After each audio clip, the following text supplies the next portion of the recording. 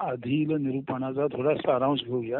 बिलकुल सांगा. यापूर्वी आपण मूलाधार, स्वाधिष्ठान, मणिपूर, अनाहत चक्र, विशुद्ध चक्र ही चक्र पाहिली, त्यांची स्थानं पाहिली. मूलाधार उदव वृषण याच्या मध्यावर, स्वाधिष्ठान जननेंद्रियाच्या वर व बेंबीच्या खाली, मणिपूर चक्र नाभिस्थानी म्हणजे बेंबीजवळ, अनाहत चक्र हृदयस्थानी आणि विशुद्ध चक्र कंठस्थानी. तर मूलाधार, स्वाधिष्ठान, मणिपूर, अनाहत आणि विशुद्ध या चक्रांना अनुक्रमे खालून वर, म्हणजे आपण बसलेलो आहोत तिथून वर, मूलाधारावर आपण आहोत तिथून मूलाधार, स्वाधिष्ठान, मणिपूर, अनाहत आणि विशुद्ध असे वरच्या दिशेने गेल्यानंतर मूलाधार चक्र हे आहे पृथ्वी चक्र, स्वाधिष्ठान चक्र आहे आपचक्र, मणिपूर चक्र आहे अग्निचक्र, अनाहत चक्र आहे वायुचक्र आणि विशुद्ध चक्र आहे आकाश चक्र. म्हणजे मूलाधार, स्वाधिष्ठान, मणिपूर, अनाहत आणि विशुद्ध या चक्रांमध्येच अनुक्रमे पृथ्वी, आप, अग्नी किंवा तेज, वायू, आकाश ही पंचमहाभूत स्थित झालेली आहेत. त्यानंतर 6वं चक्र आज्ञाचक्र, हे त्याला मनश्चक्र म्हणतात. भ्रुकुटी मध्यावर हे असतं आणि या भ्रुकुटी मध्यावर जे मनश्चक्र आहे त्याला आपण अंतःकरण म्हणतो. त्याच्यामध्ये अर्थातच मनबुद्धी, चित्त, अहंकार असे 4 भाग आहेत. त्यातील अहंकार म्हणजे मी माझेपण जर नष्ट झाला तर मी माझेपण गेल्यानंतर सर्व गोष्टी एक होऊन जातात. एकोहम, सर्वत्र एकत्व दिसतं आणि त्यावेळेला अर्थातच मन, बुद्धी, चित्त ही सुद्धा एकाकाराने म्हणजे एकाकार होऊन शुद्ध चैतन्य म्हणजे कॉस्मिक अवेअरनेस म्हणून शिल्लक राहतो. हे आज्ञाचक्र झालं. त्यानंतर ललनाचक्र जिव्हेच्या मुळाशी, ते जागृत झालं की अर्थात आज्ञाचक्रावर लक्ष देऊन आपला अहंकार केला की सर्व एकत्वाची भावना जी निर्माण होते, त्या कारणाने त्या सर्व एकत्वाचं जे ज्ञान असतं ते वर्णन करण्याच्या दृष्टीने जिव्हेच्या मुळाशी असलेलं ललनाचक्र जागृत होतं. म्हणजे खऱ्या अर्थाने आपल्याला सरस्वतीचं वरदान मिळतं आणि ते सर्व आपल्यामध्ये जाणवलेलं इतरांना सहजासहजी दिलं जातं. आणि 8वं आहे सहस्रार चक्र, जे मस्तकामध्ये आहे, म्हणजे आपण जिथे टाळू आहे तिथे आहे. आणि या सहस्रार चक्रातून पाठच्या बाजूने अर्थातच मेरुदंडाकडून अगदी मूलाधार चक्रापर्यंत त्यातील मेरुदंडाचा जो पोकळ भाग आहे तो फार महत्वाचा आहे.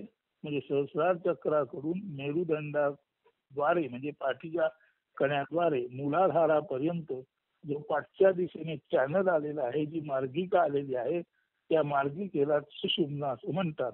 याचा अर्थ जीव जेव्हा छेद घेऊन, ताळूचा छेद घेऊन आत येतो आणि अर्थातच नंतर ती ताळू बंद होते, त्यानंतर जीव आपलं प्राण आणि अपानाचं जे कार्य करत असतो हे स्वाभाविकपणे नाकाद्वारे जरी श्वास आत घेतला गेला, दीर्घपूरक, दीर्घरेचक, दीर्घ आंतरकुंभक, बहिर्कुंभक केलं गेलं तरी हा श्वास स्वाभाविकपणेच अर्थातच संपूर्ण सुरुवातीला प्रथम ब्रह्मरंध्रापर्यंत जातो, तिथे तो खडॉन होतो, आपटतो आणि नंतर पाठच्या बाजूने आपल्या मेरुदंडाकडून हा सर्व सुषुम्नेचा जो मार्ग आहे तो श्वासाने म्हणजे प्राण ऊर्जेने भरला जातो. आणि हा प्राण ऊर्जेने भरला जात असतानाच दूरवर असलेला अज्ञात म्हणजे 6 ते मी म्हणून इथे अहम आहे, म्हणून 6 अहम. आणि अर्थातच रेचकामध्ये अहम 6 तो मी आहे, मी तो आहे. म्हणजे God belongs to me, God belongs to me and I belong to God. मी देवाचा, देव माझा, तो मी, मी तो, असं स्वाभाविकपणे हे सोहमहंसोचं चक्र सातत्याने सुरू असतं. या चक्राकडे लक्ष वेधणं, या चक्राकडे लक्ष जेव्हा वेधलं जातं तेव्हाच खऱ्या अर्थाने माणूस आज्ञाचक्रावरती म्हणजे भ्रुकुटी मध्यावरती लक्षपूर्वक पाहतो आणि हे संपूर्ण सोहमहंसोचं संगीत त्याच्या अंगोपांगात भरून जातं. तर ही अशी षटचक्रे, त्यांची स्थानं आपण सांगून झाली. आणि षटचक्रामधील मूलाधार, स्वाधिष्ठान, मणिपूर, अनाहत आणि विशुद्ध तिथे अनुक्रमे पृथ्वी, आप, अग्नी किंवा तेज, वायू आणि आकाश तत्व ही पंचमहाभूत आहेत. आज्ञाचक्रामध्ये मन आहे, अर्थात ते मन म्हणजे अंतःकरण, त्यातील अहंकार गेला की मनबुद्धी आणि चित्त हे शुद्ध चेतना म्हणून कॉस्मिक अवेअरनेस म्हणून कार्यरत होतं. आणि त्यानंतर अर्थातच ललना चक्र जिव्हेद्वारे आपण जे काही अनुभवतो ते सांगितलं जातं. आणि सहस्रार चक्रातून कसा मेरुदंडातून हा सुषुम्नेच्या मार्गाने जीव आत आला आणि सहस्रार चक्र बंद झाल्यानंतर जीव याच सुषुम्नेतून जर सतत प्राण अपान यांचा व्यवहार करत असेल, विनिमय करीत असेल, तर याच जीवाची, याच मानवाची कशी, ज्याला आपण कॉग्निटिव्ह इमोटिव्ह, कॉग्निजन्स म्हणजे दखल घेणे, आणि इमोशन म्हणजे भावना, दखल कसली घेतली जाते एखाद्या विशिष्ट गोष्टीची. म्हणून आज्ञाचक्रावर भ्रुकुटी मध्यावर लक्ष केंद्रित केलं गेलं की माणूस अधिक कॉग्निजंट बनतो. म्हणजे सर्वसाधारणपणे मी कोण आहे आपल्याला माहीत असतं, पण तो आज्ञाचक्रावर जर केंद्रीकरण झालं, ज्याला आपण त्राटक म्हणू शकतो, तर आज्ञाचक्रावर केंद्रीकरण झाल्यानंतर सुषुम्नेतून जो सहजासहजी श्वास उच्छ्वास चालू असतो, त्या कारणाने ते आज्ञाचक्र किंवा मनश्चक्र ओपन होते. अहंकार रहित झालेलं हे आज्ञाचक्र किंवा मनश्चक्र सर्वत्र तेज तेज आणि तेजाचा अनुभव घेते. आणि सर्वत्र तेज आहे आणि सर्वत्र पसरलेलं तेज म्हणजे मी, आणि मी म्हणजे तेज. सर्वत्र जो आहे तोच मी आहे आणि मीच सर्वत्र आहे, असा जो भाव निर्माण होतो त्यालाच cognitive emotive change in perception. Cognitive म्हणजे जाणीवेच्या पातळीला, इमोटिव्ह म्हणजे भावनेच्या पातळीला, चेंज म्हणजे बदल. Cognitive emotive change in perception म्हणजे आपली जी मूळ जाणीव आहे, माणूस म्हणून मी कोण आहे, ही आपली जी पुस्तकी जाणीव आहे ती जाते. आणि माणूस म्हणून मीच सर्वत्र एक आहे, म्हणजे एक हाच अनेक आहे आणि अनेक हाच एक आहे, मानव म्हणून सर्वत्र एक आहे, ही एकोहम भावना तयार होते. जेव्हा मानवाला सर्व बीइंग्स, सर्व जीव आणि आपण एकच आहोत हा भाव मानवामध्ये निर्माण होतो, त्याच क्षणी मानवाचा देव होतो. म्हणजे मानव आपल्या मूळ स्थानावरून उठतो आणि आकाश व्याप्त होतो, उंचावर जातो. म्हणून ज्या वेळेला अज्ञाचक्र जागृत झाल्यानंतर केवळ आणि केवळ अहंकार रहित सर्वत्र असलेला आपला चेतना देहच आहे आणि सर्वत्र हा चेतना देहच कार्य करत आहे. सर्वत्र मीच आहे आणि सर्व काही माझ्यातच आहे, नव्हे मी असं काही नाहीच. सर्वत्र हा चैतन्य देह आहे आणि आपला हा जो मानव देह आहे तो सर्वत्र चैतन्य देह म्हणून जेव्हा पाहिला जातो, तेव्हा मानवाला आपलं स्थूल सूक्ष्म कारण या तिन्ही देहाचा विसर पडून महाकारण म्हणून आपण चैतन्य आहोत, आपण चैतन्य आहोत हा जो बोध होतो, हाच माणसाला झालेला मानवातील देवत्वाचा, दिव्यत्वाचा बोध. दिव्यत्व याचा अर्थ चैतन्य. म्हणून स्थूल सूक्ष्म कारण, स्थूल देह, सूक्ष्म देह आणि कारण देह म्हणजे सत्व रज तमयुक्त देह, या तिन्ही देहांचा विसर पडून जेव्हा मानवाला त्याचे आज्ञाचक्र जागृत झाल्या कारणाने सर्वत्र चेतनेचाच, आता मी त्याला आभास म्हणत नाही, सर्वत्र चेतनेचंच दर्शन दिसतं, सर्वत्र चैतन्यच भरून राहिलेलं आहे दिसतं, तेव्हाच मानवाचा देव होतो, तेव्हाच मानवामधील मूळ चैतन्य दिव्यत्व जागं होतं. म्हणून आज्ञाचक्र जागृत होणं हे सर्वाधिक महत्वाचं आहे. त्यानंतर अनायसे जागे हे सर्व जागं झाल्यानंतर जाणीवेमध्ये होणारा बदल तो सांगण्यासाठी ललना चक्र हे जिव्हेच्या मुळाशी असलेलं चक्र जागृत होतं आणि ते सांगितलं जातं, बोललं जातं आणि अर्थातच सांगितलेलं बोललेलं हाताद्वारे सरस्वतीच्या कृपेने लिहिलं जातं. मग सहस्रार चक्राचं महत्व एवढंच आहे की सहस्रार चक्रापासून मूलाधारापर्यंत जी पाठच्या बाजूने मेरुदंडातून पोकळ अशी वाहिनी आहे, त्या पोकळ वाहिनीलाच खऱ्या अर्थाने सुषुम्ना म्हणतात. म्हणून आपण जरी नाकावाटे श्वास घेतला आणि नाकावाटे श्वास सोडला तरी घेतलेला श्वास सरळ सरळ मस्तकापर्यंत जाऊन पाठच्या भागातून मेरुदंडातून मूलाधार चक्रापर्यंत त्या प्राणाचा पुरवठा होत असतो. आणि रेचक करताना स्वाभाविकच मूलाधारापासून अगदी मेरुदंडापासून मस्तकापासून नाकाद्वारे यातील साठलेली जी विषारी द्रव्य असतात ती बाहेर टाकली जातात. म्हणून मेरुदंडातून मूलाधारापर्यंतचा प्रवास होताना पूरकाद्वारे प्राण ऊर्जा घेतली जाते आणि रेचकाद्वारे प्राणाला जे अयोग्य अपान न घेण्यायोग्य ते संपूर्ण ज्याला आपण म्हणतो पॉयझनस गोष्ट असते ती टाकली जाते. म्हणून हा जो सुषुम्ना आहे तो सुषुम्नेचा मार्गच जर मोकळा असेल तर निश्चितच इडा पिंगला यांची गरज नाही. इडा पिंगला टळो म्हणजे द्वैत टळो आणि बळीचं राज्य येवो म्हणजे बलवान अशा सुषुम्नेतून आपलं प्राणापानाचं कार्य सुरू हो आणि ते प्राणापानाचं कार्य बलवान अशा सुषुम्नेतून सुरू झालं की माणूस सहज स्थितीत असतो. कारण स्वाभाविकपणे सुषुम्नेतून जेव्हा प्राणापान सुरू होतो त्या माणसाचं पोट निश्चितपणे खाली असतं, त्याचं मलमूत्र विसर्जन नीट झालेलं असतं आणि त्याची आंतरिक देहस्थिती आरोग्यपूर्ण असल्या कारणानेच सुषुम्नेतून हे सर्व शक्य होऊ शकतं.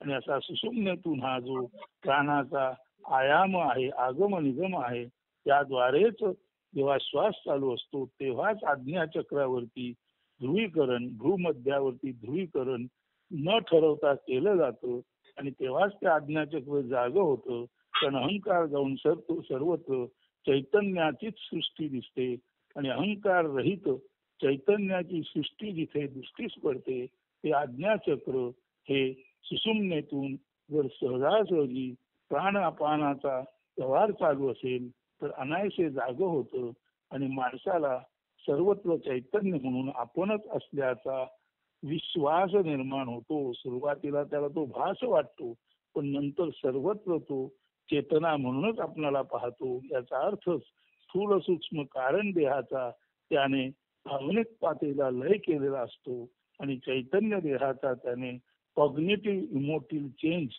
कॉग्निटिव्ह म्हणजे दखल घेण्यायोग्य म्हणून आपण चैतन्य आहोत. ही आपण रक्तामासाचा देह नसून आपण चैतन्य आहोत. हा कॉग्निटिव्ह चेंज हा ज्ञानामध्ये झालेला बदल आणि आपण चैतन्य असल्यामुळे अर्थातच आपण अमर्त्य आहोत आणि आपलं हे अमर्त्यपण सर्वांना समजून देणं हे जेव्हा आपल्या ज्ञानामध्ये परिवर्तन होतं तेव्हा आपल्या ज्ञानामध्ये परिवर्तन झाल्यामुळे आपल्या जाणीवेमध्ये परिवर्तन होतं. सुरुवातीला आपण क्षुद्र असतो नंतर आपण चेतना म्हणून दिव्य होतो. दिव्यत्वाचं ज्ञानच जाणीवेला दिव्यत्व देतं आणि दिव्यत्वाच्या ज्ञानातून जाणीवेला दिव्यत्व प्राप्त होणं म्हणजेच cognitive emotive change in the perception. जाणीवेमध्ये ज्ञान आणि भाव पातळीला झालेला बदल यालाच cognitive emotive change in perception म्हणतात. हे जिथे जिथे जेव्हा जेव्हा झालं तेव्हा तेव्हा या सर्व संत महंतांना जे जाणवलं ते त्यांनी पटकन त्यांच्या ललनाचक्र जागृतीच्या अवस्थेत सांगून टाकलं. जसं ज्ञानेश्वर म्हणतात हे विश्वची माझे घर ऐशी मती ज्याची स्थिर किंबोना चराचर आपणची राहला. चर आणि अचर सगुण साकार आणि निर्गुण निराकार असं हे विश्व माझं घर आहे हे ज्याला कळतं तो. हे ज्ञानेश्वरांनाच कळलं पण आता ते ज्ञानेश्वर नाहीत. आता ते cognitive emotive change in perception झालेले दिव्य पुरुष आहेत. म्हणून जेव्हा ज्ञान किंवा बोध आणि जाणीव पातळीला दिव्यत्वाचा स्पर्श होतो आणि माणसालाच आपण सर्वत्र चेतना रूपाने भरलेला होते दिसतो तेव्हा हा जो कॉग्निटिव्ह इमोटिव्ह चेंज आहे तो त्याच्या मुखातून ललनाचक्र जागृत झालेल्या सरस्वतीच्या कृपेने बाहेर पडतो. तेव्हाच ज्ञानेश्वर म्हणतात हे विश्वती माझे घर ऐशी मती ज्याची स्थिर किंबहुना चराचर आपणची झाला. तेव्हाच तुकाराम महाराज म्हणतात अणुरेणू या थोकडा तुका आकाशा एवढा. तेव्हाच जे कृष्णमूर्ती म्हणतात आय एम द युनिव्हर्स. तर हे सर्व कॉग्निटिव्ह इमोटिव्ह चेंज हा सर्व ज्ञान आणि जाणीव पातळीचा वरचा जो बदल आहे तो आज्ञाचक्र जागृतीमुळे सहजासहजी होतो. आता हा जर सहजासहजी होत असेल तर निश्चितच सहज ध्यानामध्ये सहज ज्ञानामध्ये जाणण्याची इच्छा नसताना, कुठली अपेक्षा नसताना, निरपेक्ष असताना आणि केवळ सुषुम्नेतून चालू असणाऱ्या प्राणाच्या आवागमनाकडे लक्ष वेधलं तर आपल्यातील निश्चितच मनश्चक्र जागृती होईल, आज्ञाचक्र जागृती होईल आणि आपणाला आपल्यातील दिव्यत्वाचे अनुभव निश्चितच कसे येतील, जसे ज्ञानेश्वर, तुकाराम, जे कृष्णमूर्ती आणि इतर सर्वांनाही आले.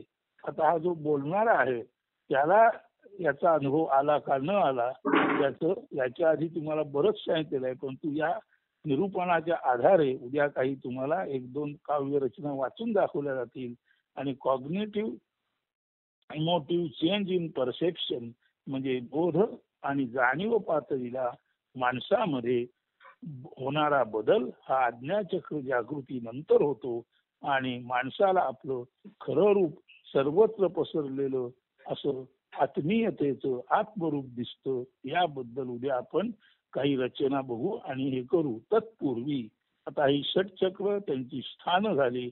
आता आपण जे सप्तलोक म्हणतात त्या लोकांकडे वळू. आता षटचक्र म्हणजे प्रत्यक्ष 6 आणि 7 आणि 8 ललना आणि सहस्रार चक्र म्हणून 8 चक्र पाहून झाली. त्यातील ही जी मूलाधार, स्वाधिष्ठान, मणिपूर, अनाहत, विशुद्ध आणि आज्ञाचक्र त्यातील पहिल्या 5 मध्ये पृथ्वी, आप, तेज, वायू, आकाश स्थित आहेत आणि आज्ञाचक्रामध्ये मन किंवा अंतःकरण स्थित आहे. आता ललना चक्र हे जिव्हेच्या मुळाचे म्हणजे तेही देहात आहे आणि सहस्रार चक्र हे आपल्या ताळूच्या तिथे आहे म्हणजे तेही देहात आहे. म्हणजे मानवी देहात ही 8 चक्रे कशी आहेत ते आपण पाहून झालं. आता हे जे सप्तलोक आहेत ते सप्तलोक या ऋषी मुनींनी त्यांच्या चक्राची विशुद्ध जागृती झाल्यानंतर हे सप्तलोक त्या ऋषी मुनींना त्यांच्या चिंतनात दिसलेले आहेत. आता हे जे लोक आहेत ते पृथ्वीवरून वर जर गेलं तर भूलोक म्हणजे पृथ्वी, भुवर लोक म्हणजे पृथ्वी व सूर्य यामधील ज्ञान जिथे मिळतं तो भुवर लोक, स्वर लोक म्हणजे सूर्य व ध्रुव यामधील ज्ञान म्हणजे भूलोकात पृथ्वीवरचं ज्ञान, भुवर लोकात पृथ्वी व सूर्य यामधील संबंधाचं म्हणजे चेतना संबंधाचं ज्ञान, स्वर्लोकात स्वर्गलोकात सूर्य व ध्रुव यातील तेजाचं ज्ञान म्हणजे भूलोकात पृथ्वी म्हणजे जमिनीवरचं जे वस्तू जगत आहे त्याचं ज्ञान, भुवर लोकात पृथ्वी व सूर्य यांच्याशी संबंधित ज्ञान, स्वर लोकात सूर्य व ध्रुव यांच्या संबंधित तेजाचं ज्ञान, महर लोकात सूर्य व नक्षत्रे यांचं ज्ञान, जनलोकात आता कसं आहे पृथ्वी भूलोकामध्ये भूलोक म्हणजे अस्तित्व म्हणजे भूलोक याचा अर्थ पृथ्वी म्हणजे पृथ्वीवरती अस्तित्व आहे. भुवर लोकात पृथ्वी व सूर्य यातील ज्ञान आहे. स्वर लोकात सूर्य व ध्रुव यातील तेजाचं ज्ञान आहे. महर लोक जो आहे तिथे सूर्य व नक्षत्रे यांची वस्ती आहे. जनलोकात ब्रह्मदेवाच्या मानसपुत्रांचा म्हणजे सनत कुमारांचा वास आहे. तपलोकात तपस्वी लोकांचा वास आहे आणि सत्यलोकात ब्रह्मदेवाचा म्हणजे पूर्ण सत्याचा वास आहे. आता भू भो स्वहा महाजना तपा सत्यम हे लोक आपण पाहून झाले, परंतु यामध्ये सर्वसाधारण तुम्ही मंत्र जेव्हा ऐकता तेव्हा ओम भूर्भुवस्वः तत्सवितुर्वरेण्यं भर्गो देवस्य धीमहि धियो यो न प्रचोदयात्. तर या मंत्राच्या सुरुवातीला भू भुवर आणि स्व, भूलोक, भुवर लोक आणि स्वर लोकाचा उल्लेख येतो. पुढच्या लोकांचा उल्लेख येत नाही. याचं कारण आपण नंतर समजून घेऊ. तर गायत्री मंत्रात म्हटलंय तत्सवितू, तत् म्हणजे तुझं, सवितृ म्हणजे सूर्यदेवा, तत्सवितुर वरेण्य म्हणजे श्रेष्ठ, भर्गो म्हणजे तेज, तत्सवितुर वरेण्यम भर्गो देवस्य म्हणजे देवाचे, धीमहि हे सूर्यदेवते तुझे श्रेष्ठ तेज, धियो यो न प्रचोदयात आमच्या बुद्धीला प्रेरणा देवो, हे सूर्यदेवते तुझं सर्वश्रेष्ठ निर्मितीचं सृजन सविता, हे सूर्यदेवते तुझं निर्मिती क्षम क्रिएटिव्ह एनर्जी जी तुझी आहे ती तुझी निर्मिती तुझी हे सूर्यदेवते, तुझी निर्मितीक्षम श्रेष्ठ चेतना आमच्या बुद्धीला प्रचोदना म्हणजे प्रेरणा देवो, असा तो मंत्र आहे. आणि त्याच्या आधी फक्त 3 लोकांचा उल्लेख आहे, भूर्भुवः स्वहा. तर या 3 लोकांचा का, तर सांगतो. भूलोक म्हणजे पृथ्वी, आणि ही आपला भूलोक म्हणजे आपलं शरीर आहे. भुवरलोक म्हणजे पृथ्वी व सूर्य यामधील ज्ञान ते आपल्या प्राणाद्वारे मिळतं. आणि स्वरलोक सूर्य व ध्रुव यांच्यामधील तेजाचं ज्ञान ते मनाद्वारे मिळतं. म्हणून भूलोक म्हणजे शरीर, भुवरलोक म्हणजे प्राण, आणि स्वरलोक म्हणजे मन. म्हणजे ज्याचा अर्थ भूलोक, भुवरलोक आणि स्वरलोक हे तिन्ही लोक आपल्या देहांतर्गत आहेत. तर आपल्या देहांतर्गत असलेल्या भूलोक, भुवरलोक आणि स्वरलोकांमध्ये, भूलोकामध्ये आपलं असणं आहे, भुवरलोकामध्ये आपलं ज्ञान आहे, आणि स्वरलोकामध्ये आपलं जे तेज आहे. म्हणजे भूलोक म्हणजे मटेरियलिस्टिक, भूलोक म्हणजे देहाचं असणं, भुवरलोक म्हणजे ज्ञानाचं असणं, आणि स्वरलोक म्हणजे तेजाचं असणं. आणि भूलोक, भुवरलोक, स्वरलोक हे आपल्या शरीरामध्ये भूलोक शरीर म्हणून, भुवरलोक प्राण म्हणून आणि स्वरलोक मन म्हणून प्रस्थापित आहेत. म्हणून भू भुव स्वहा हे 3 लोक आपल्या देहामध्येच आहेत. आता भूलोकातील आपलं अस्तित्व लक्षात घेऊन, म्हणजे भू म्हणजे अस्तित्व, भुवर म्हणजे ज्ञान आणि स्वर म्हणजे तेज. आपण भूलोकात आहोत म्हणजे भूलोकात आपण आहोत म्हणजे अस्तित्व. आणि या भूलोकात असतानाच भुवर लोक म्हणजे ज्ञान हेही आपल्यामध्ये आहे, आणि स्वर लोक म्हणजे तेजही आपल्यामध्ये आहे. म्हणजे भूलोकात आपलं असणं आहे, या भूलोकामध्ये जे आपलं असणं आहे त्याच्यामध्ये भुवर लोक म्हणजे ज्ञानाचा लोक, लोक म्हणजे वस्ती. भूलोकात असणे पण आहे म्हणजे अस्तित्व आहे, भुवर लोकात ज्ञानाचं असणे पण आहे म्हणजे ज्ञान आहे, आणि स्वर लोकात तेजाचं असणं आहे म्हणजे तेज आहे. म्हणजे भू, भुवर आणि स्वर लोक हे 3 लोक आपल्या असण्यामध्येच आहेत. परंतु आपल्या असण्यामध्ये ज्ञान आणि तेज यांचा जो समावेश आहे, ते ज्ञान आणि तेज जाणीव रूपाने आणि अर्थातच प्रज्ञा रूपाने, ज्ञान प्रज्ञा रूपाने, ज्ञान पुढील जाणण्याच्या रूपाने, ज्ञान प्रज्ञा रूपाने, ज्ञान मेधा रूपाने, ज्ञान प्रतिभा रूपाने, आणि ज्ञान विश्वंभर प्रज्ञा रूपाने. म्हणजे ज्याला आपण म्हणतो ज्ञान, नंतर आपण सर्वसाधारण ज्ञान आहे, त्याच्यानंतर आहे प्रज्ञा, त्याच्यानंतर आहे मेधा, त्याच्यानंतर आहे प्रतिभा, प्रातिभिक ज्ञान, आणि त्याच्यानंतर आहे त्याला आपण म्हणतो विश्वंभर ज्ञान. तर हे जे आपलं सर्वत्र असणेपणाचं ज्ञान आहे ते आपणाला बदल घडवून देतं. परंतु मुळामध्ये भूलोक म्हणजे पृथ्वीवरती आपण आहोत ही जाणीव आहे. आपण असणेपणाच्या जाणीवेचा जर अभ्यास केला तर त्या आपल्या असणेपणाचं अधिक अधिक ज्ञान आपणाला आपल्याच देहातील भुवर लोकामधून म्हणजे प्राणातून होतं. आणि शरीराद्वारे अस्तित्व, भुवर लोकाद्वारे प्राणातून आपल्या असणेपणाचं ज्ञान प्रगल्भ होणं, आणि स्वर लोकामध्ये मनाद्वारे आपल्याला सूर्य व ध्रुव याच्यातील ज्ञान प्राप्त होणं. म्हणजे शरीरामध्ये भूलोक म्हणजे पृथ्वी, इथे पृथ्वी, भूलोक म्हणजे पृथ्वी, आणि या पृथ्वीवर आपलं शरीर आहे म्हणजे भूलोकात आपलं असणं आहे, भुवर लोकात प्राण म्हणून ज्ञान रूपाने आपण असणं आहे, आणि स्वर लोकात मन म्हणून तेज रूपाने आपण असणं आहे. आता हे स्वर लोकात आपलं जे मन आहे म्हणजे आपल्या देहात जे मन आहे ते ज्या वेळेला आपलं आज्ञाचक्र म्हणजे मनश्चक्र निर्दोष होतं, आणि ज्या वेळेला आपला अहंकार नष्ट होतो त्यावेळेला आज्ञाचक्र किंवा मनश्चक्र म्हणजेच आपला जो स्वरलोक आहे तो संपूर्ण तेजाने, अखंड तेजाने, मी ते अखंड ब्रह्म नव्हे माया जनित प्रकृती आवरण, जागृती स्वप्न निद्रानुभवा प्रकाशित करी ऐसे तुरीय चैतन्य सच्चिदानंद परमहंस स्वरूपी हृदय संपुटी स्पष्ट अनुभूत जे होई ऐशा आत्मतत्व स्मरण चिंतने नित्य निरंतर प्रसन्न मी राही. म्हणून आपले आज्ञाचक्र किंवा मनश्चक्र म्हणजे आपला स्वरलोक जेव्हा खऱ्या अर्थाने विशुद्ध होतो तेव्हाच आपण सर्वत्र भरून राहिलेलं आत्मतत्व म्हणजे ब्रह्म आहोत. आणि जागृती स्वप्न आणि सुषुप्तीमध्ये जे सच्चित आनंद रूपी ज्ञान होतं ते ज्ञान 3 तऱ्हेने विभागलेलं असलं तरी मूलतः ते आत्मज्ञान म्हणून विशुद्ध ज्ञान म्हणून ते ससंवेद्य स्वतःच स्वतःला जाणणारं संवित एकत्वाने ते ससंवेद्य ज्ञान किंवा संवित आहे.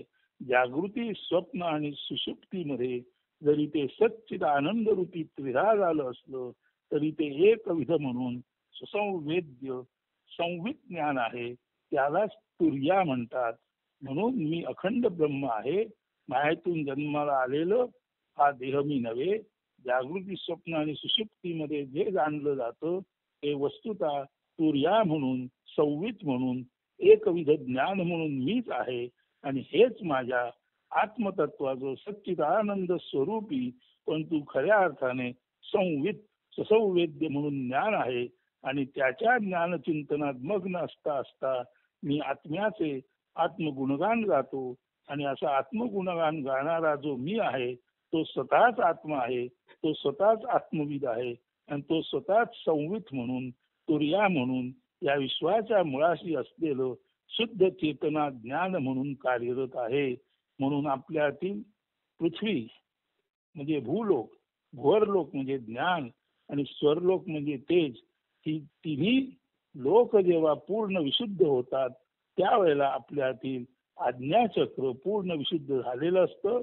अहंकार गेलेला असतो आणि अहंकार गेल्यानंतर हे विश्वची माझे ऐशी मती ज्याची स्थिर असा जो आपल्यामध्ये भाव ज्ञान आणि जाणीव पातळीला कॉग्निटिव्ह इमोटिव्ह बदल होतो तोच खऱ्या अर्थाने माणसाला माणसातील दिव्यत्वाचा आलेला अनुभव. आणि एकदा अनुभव आला की भूभुव स्वाहा या तिन्ही लोकापलीकडचं महरलोक आहे. इथे सूर्य व नक्षत्रे यांचा संबंध आहे. त्या महरलोकाचे ज्ञान, महर म्हणजे महान लोकाचं ज्ञान. त्यानंतर जनलोक आहे जिथे ब्रह्मदेवाचे मानसपुत्र म्हणजे सनत कुमार राहतात त्याचं ज्ञान. तपोलोक आहे जिथे तपस्वी लोक आहेत त्यांचं ज्ञान. आणि सत्यलोक आहे जिथे ब्रह्मदेव आहे त्याचं ज्ञान. म्हणून भूलोक म्हणजे पृथ्वी, भुवरलोक म्हणजे प्राण, स्वरलोक म्हणजे मन, हे तिन्ही लोक आपल्यामध्ये आहेत. परंतु आज्ञाचक्र विशुद्ध चक्र पूर्णत्वाने परिपूर्णरित्या शुद्ध झाल्यानंतर आपणाला महरलोक म्हणजे विज्ञान, विज्ञान याचा अर्थ सर्व दृश्याच्या मुळाशी असलेल्या मूळ अदृश्य चैतन्याचं पूर्ण ज्ञान. म्हणून विज्ञान हे आध्यात्मिक दृष्ट्या विशेष ज्ञान किंवा विज्ञान म्हणजे सर्व भौतिक गोष्टीच्या मुळाशी असलेलं जे स्पिरिट, जे आत्मतत्व आहे त्याचं ज्ञान. म्हणून महरलोकाचं ज्ञान म्हणजे सूर्य व नक्षत्रे यांचं ज्ञान म्हणजे दुसरं काही नसून सर्वाच्या मुळाशी असलेल्या शुद्ध चेतनेची हालचाल कशी होते त्याचं पूर्ण ज्ञान म्हणजे महरलोक. आणि जनलोक असं ज्ञान झालेले जे लोक आहेत त्यांना ब्रह्मदेवाचे मानसपुत्र म्हणतात. सर्वसाधारण त्यांना सनत कुमार म्हणतात. तर हे महरलोकाचं ज्यांना ज्ञान झालं, ज्यांना विज्ञान उमगलं, ज्यांना दृश्याच्या पाठच्या अदृश्य चेतनेचा पूर्ण बोध झाला ते जनलोकामध्ये म्हणजे आनंद लोकामध्ये असतात. म्हणून हे सनत कुमार म्हणजे देहधारी आहेत असं नव्हे तर जनलोक म्हणजे केवळ आणि केवळ आनंदाने भरलेला आहे. तपलोक म्हणजे तपस्वी लोकांचा तो चैतन्याने भरलेला आहे. म्हणून जनलोकामध्ये आनंद, तपोलोकामध्ये चित आणि सत्य लोकामध्ये सत म्हणजे ब्रह्म आहे. म्हणून सच्चिदानंद हे जे लोक आहेत ते 7, 6, 5 सत लोकामध्ये सत्य परमसत्य आहे. तपोलोकामध्ये हे जे परमसत्य आहे तेच चैतन्याने भरलेलं आहे. जनलोकामध्ये जे परमसत्य आहे, जे चैतन्याने भरलेलं आहे, त्यामुळे जो अतीव आनंद होतो तो आनंद भरलेला आहे. म्हणून सत्यलोक, तपलोक आणि जनलोक हे शेवटून 3 लोक सच्चिदानंदाचे ज्ञान देणारे आणि एकत्वाने सत्य, तप आणि जनलोक हे सच्चित आनंद रूपी तुर्येचं ज्ञान देणारे आहेत. मोहरलोक हे दृश्याच्या पाठच्या अदृश्य चेतनेचं मूळ सांगणारा विज्ञान लोक आहे. आणि अर्थातच भूलोक, भोरलोक, स्वरलोक हे आपल्या शरीरामध्ये आहेत. भूलोक शरीर म्हणून, भोरलोक प्राण म्हणून, स्वरलोक मन म्हणून. म्हणजे हे जे आपले 7 लोक आहेत त्यातील भू व स्वा हे 3 लोक शरीर, प्राण आणि मन म्हणून आहेत. झाल्यानंतर मन पूर्ण विशुद्ध झालं की त्यानंतर विशुद्ध जे आपलं मनश्चक्र आहे, आज्ञाचक्र आहे, त्यामुळे ह्या चेतनेचं विज्ञान करू शकतं. म्हणजे आपल्याला महरलोक जाणता येतो. आणि चेतनेचं विज्ञान म्हणजे महरलोक जाणल्यानंतर हे विज्ञान सर्वत्र चैतन्याचा अनुभव घेणारा जो जनलोक आहे त्या आनंदाची प्राप्ती होते. जनलोकामधल्या आनंदाची प्राप्ती म्हणजेच आपल्या शुद्ध परिपूर्ण अशा कॉस्मिक अवेअरनेसची, वैश्विक जाणीवेची प्राप्ती. याच्यातच तो जनलोक आनंद म्हणून आहे. आणि वैश्विक जाणीवेची प्राप्ती म्हणजे कॉस्मिक अवेअरनेस किंवा ज्याला आपण शांत दक्ष म्हणतो. आणि त्या शांत दक्षतेमध्ये आपणाला विश्वामधील असणारी मूळ जागृती कळते. तोच तो तपोलोक आहे, तिथे चित आहे. आणि हे सर्व शरीर, प्राण, मन, विज्ञान, आनंद, चित हे सर्व जाणल्यानंतर जिथे वस्तुतः काही नाही, परंतु काही नाही तरी सर्व असणेपणाचा सारांश जिथे आहे त्यालाच सत्यलोक, त्यालाच सतलोक म्हणतात. तिथे ब्रह्म आहे. म्हणून शरीर, प्राण, मन यामध्ये अर्थातच मानव आहे. भूलोकामध्ये शरीर रूपाने मानव आहे. भोर लोकामध्ये शरीरातील प्राण रूपाने मानव आहे. स्वर लोकामध्ये शरीरातील मन रूपाने मानवच आहे. शरीर अस्तित्व सांगतो, भोरलोक ज्ञान सांगतो, स्वरलोक तेज सांगतो. आणि स्वरलोक जो आहे तो जेव्हा आपणाला तेजाचं शुद्ध ज्ञान प्राप्त होतं तेव्हा आपलं विशुद्ध चक्र पूर्ण, तेव्हा आपलं आज्ञाचक्र पूर्ण जागृत झाल्या कारणाने स्वरलोकातलं तेजच पुढे वाढत वाढत महर लोकापर्यंत म्हणजे दृश्याच्या पाठील अदृश्य अशा चेतनेच्या ज्ञानापर्यंत माणूस महर लोकात पोचतो. महर लोकात गेलेला माणूस ब्रह्मदेवांच्या मानसपुत्रांसारखा म्हणजे ते जे सनत कुमार आहेत त्यांच्यासारखा.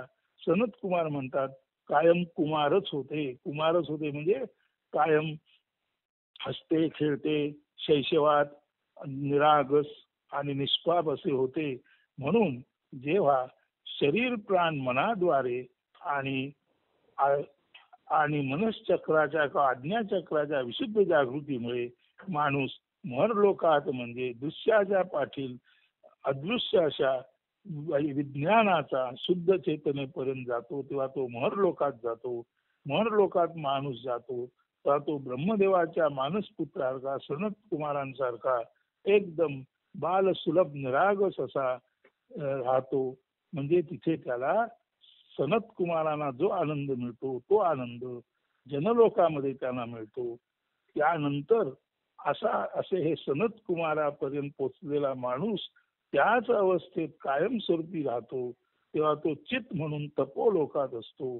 आणि त्यानंतर मात्र विना देह केवळ आणि केवळ संपूर्ण विश्वाच्या मुळाशी असलेलं जे शुद्ध अधिष्ठान रूपी चेतना म्हणून तो राहतो त्यालाच ब्रह्मलोक म्हणतात. म्हणून लोक आपण भूलोक, भुवरलोक, स्वरलोक, महरलोक, जनलोक, तपोलोक आणि सत्यलोक म्हटलं की सत्यलोक हा आहे ब्रह्मलोक. हा आहे कॉस्मिक अवेअरनेसचा म्हणजे विशुद्ध जागृत चेतनेचा सप्तलोक आहे. आणि हा जो सत्यलोक आहे, 7वा लोक आहे सत्यलोक, तो लोकच खऱ्या अर्थाने आपल्या नेहमीच्या आत्म्याच्या स्पष्टीकरणामध्ये हा जो सत्यलोक आहे तोच ब्रह्मलोक आहे. तोच बहुश्याम झाल्यानंतर थोडं निर्माण करून उरलेला तोच आहे केवळ आत्मा. सत्यलोक आहे, हा ब्रह्मलोक आहे, नाही तो आहे ब्रह्मात्मा. तोच बहुश्याम या अचानक स्फुरलेल्या स्फुरणानंतर किंचित निर्माण करणारा तोच केवलात्मा म्हणून उरला आहे. म्हणून ब्रह्मात्मा आणि केवल आत्मा हे निर्गुण निराकारातील जे आहेत ते लक्षात घेतले तर त्यातील ब्रह्मात्मा हाच तो सत्यलोक आहे. किंचित जेव्हा त्याच्यामध्ये स्फुरण निर्माण झालं तेव्हा त्याच्यातून थोडं सृष्ट म्हणून बाहेर पडलं आणि बरंच असृष्ट म्हणजे जसं आहे तसं राहिलं. म्हणून ब्रह्मलोक किंवा सत्यलोक आणि ब्रह्मात्मा एकच आहेत. त्यानंतर थोड्याशा स्फुरणाने भरपूर अस्फुरित भरपूर काही निर्माण न करणारं राहिलं ते राहिलं केवळ आत्मा. त्याच्यातून जे निर्माण झालं ते विश्व आलं आणि त्या विश्वामध्ये ध्यानंतर्गत राहिला तो आत्मा, देहबाह्य राहिला तो परमात्मा. म्हणून विदिन बॉडी आत्मा, विदाउट बॉडी परमात्मा. म्हणून आत्मा आणि परमात्मा, जीवात्मा आणि शिवात्मा हे जे आहेत ते निर्मितीनंतरचे आहेत. निर्मितीपूर्व केवळ आत्मा आहे आणि त्याच्याही आधी सर्वात पाठी जो आहे तो ब्रह्मात्मा आहे. म्हणून सर्वात आधीचा ब्रह्मात्मा हाच खालून वर सर्वात शेवट असलेला सत्यलोक किंवा ब्रह्माची वस्ती असलेला लोक आहे.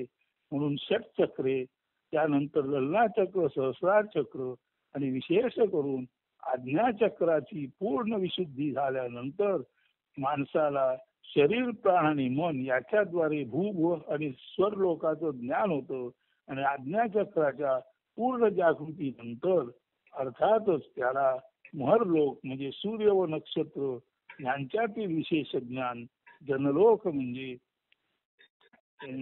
आनंद लोक जिथे केवळ आणि केवळ आनंद लोक आहेत त्या आनंदाचं ज्ञान, तपलोक म्हणजे नुसत्याच चैतन्याच्या रसरसलेपणाचं ज्ञान आणि सत्यलोक म्हणजे हे सर्व किती म्हटलं तरी तप, जन, महर, स्वर, भू आणि भो हे भू भुव स्वाहा महाजना तपा इथे काही ना काही किंचित का होईना शरीर पातळीवरची हालचाल आहे. आणि सत्य लोकांमध्ये शरीरच नाही, सत्य लोकांमध्ये केवळ आणि केवळ असणे पण आहे. हे केवळ आणि केवळ असणेपणाला जेव्हा आपण आपल्यातील विशुद्ध आज्ञा चक्राच्या जागृतीमुळे पोचतो तेव्हाच आपण खऱ्या अर्थाने मी ते अखंड ब्रह्म हा अनुभव होऊ शकतो.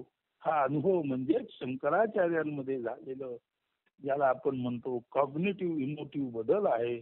मी ते विशुद्ध ब्रह्म हा शंकराचार्यांमधला कॉग्निटिव्ह इमोटिव्ह म्हणजे ज्ञान, बोध आणि भावना पातळीवरचं हे त्यांचं उत्क्रांत होणं आहे. झाल्यानंतर हे विश्वची माझे घर म्हणणारे ज्ञानेश्वरांमध्ये तेच तो कॉग्निटिव्ह इमोटिव्ह बदल झालेला आहे. झाल्यानंतर अनुरेणू या थोकडा तुका आकाश एवढा इथे झालेला कॉग्निटिव्ह इमोटिव्ह बदल तुकारामामध्ये दिसलेला आहे. आय एम द युनिव्हर्स म्हणणाऱ्या कृष्णमूर्तींमध्ये सुद्धा हा झालेला बदल आहे. तो कॉग्निटिव्ह इमोटिव्ह बदल आहे. म्हणजेच माणसाच्या जाणीवेमध्ये आणि भावनामध्ये होणारा अत्युच्च आविष्कार म्हणजेच माणसाला त्याच्यातील दिव्यत्वाचा झालेला साक्षात्कार हाच तो आत्मसाक्षात्कार असतो. धन्यवाद.